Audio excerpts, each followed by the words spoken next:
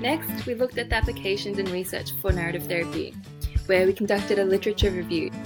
The review reflects on the depth and different uses and applications of narrative therapy, defining research studies within the dietetics research area. The research found that narrative therapy includes areas related to nutrition, dietetics, and health, and excluded any articles unrelated to those.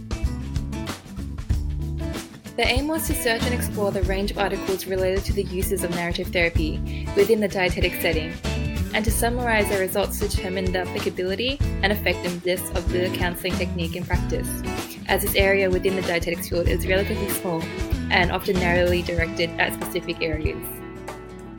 We use the databases Medline and CINAHL to search for relevant articles.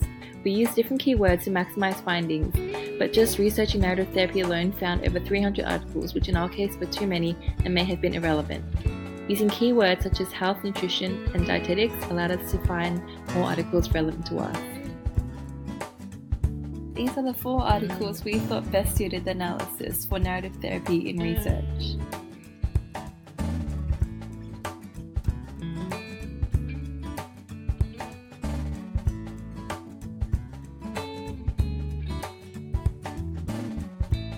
This article explores the efficiency of group work that uses narrative therapy for eating disorders and depression recovery. The study was set in a community-based setting where the use of narrative therapy focused on the facilitators using co-research with the participants and acknowledging their experience and knowledge. The participants mentioned some of the narrative therapy approaches as further supporting change. This involved externalizing and determining the causes of the eating disorder. This next article explores clients undergoing the use of narrative therapy in a university hospital with child and family in the outpatient setting. This reveals their opinions on the experience of narrative therapy, more specifically, what they thought helped. The understanding of what helps them can determine modifications in current practice.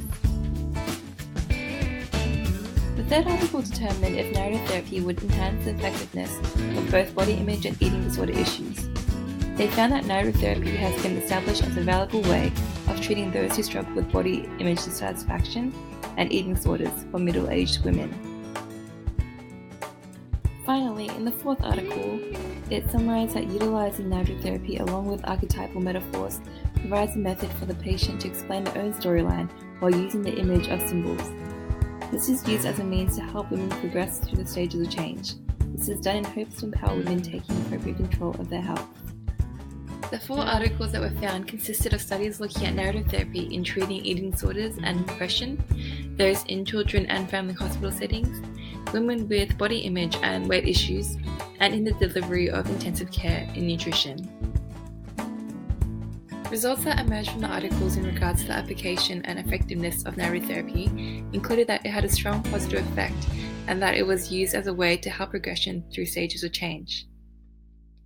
Also, some women with eating disorder issues also identified some narrative therapy approaches as supportive to change, as well as being seen as a valuable means of treating women who are struggling with body image issues.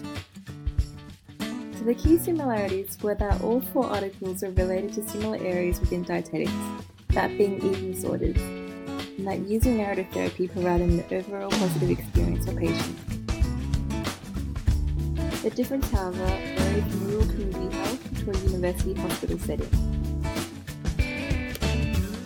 In conclusion, narrative therapy was found to be positively effective and valuable in individuals who are struggling with certain issues, as it was seen as a good means of expressing and progressing with themselves. However, there is a need of greater research on narrative therapy in the use of dietetic practice, as a large majority of the research within the review was found to be related to only eating disorders. Thank you for tuning into this presentation on narrative therapy. We hope you've enjoyed and learnt something new. See you next time.